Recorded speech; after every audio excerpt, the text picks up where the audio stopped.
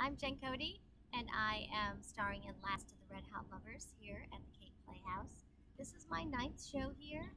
I 10th year, but ninth show. I skipped a year somewhere along there. Every time I drive down 6A coming from New York City and I see Captain Frosty's, I feel like, I'm home.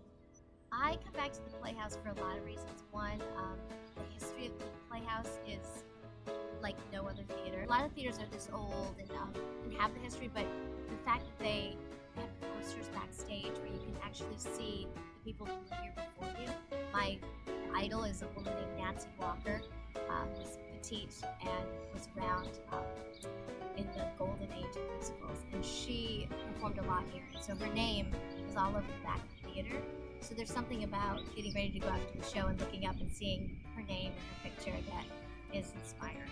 I also love, I'm sitting outside right now and it's like 72, beautiful. The weather's fantastic. It's great to get out of New York City every summer and come here.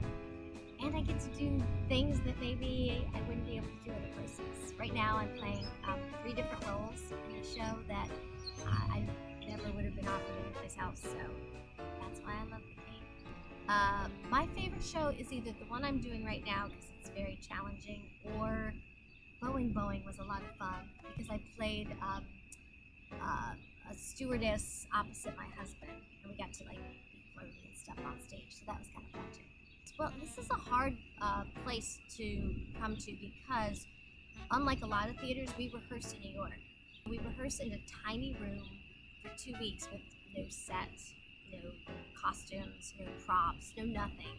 And then we come up the night before we start rehearsal, and we rehearse for about 16 hours before we open the show to an audience, a paying audience. It's kind of terrifying. It's the first time you see the set, you see doors that work, or a couch that a lot of stuff happens on because you've been practicing with folding chairs. The audiences here seem to know that that's the case. A lot of people come that first night and are thrilled. So the blue hydrangea thing that happens is that in one of the dressing rooms where Richard Lawrence used to get ready, there is a big picture of her on the wall, and in front of it is this tiny little shelf where a vase of flowers always sit. Her favorite flower was a blue hydrangea, so the rumor, the lore, is that you have to have blue hydrangeas put in there opening night and throughout your run, or else bad things happen. I was in a show where one gentleman did not believe in her work.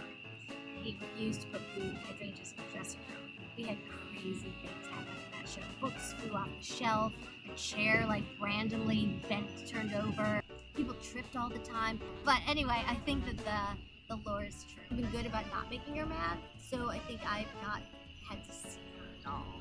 Although my husband says that he's heard her a couple times. So I would say come see Last of the Red Hot Lovers. We only have 4 days left. It's funny. Everyone was worried that a 1970s show would be dated. The thing is, it's about like a midlife crisis and about the availability of having affairs. And I think there's something interesting about the internet now, resurgence of that accessibility. So I think it's very timely. And I'm coming back to the cabaret.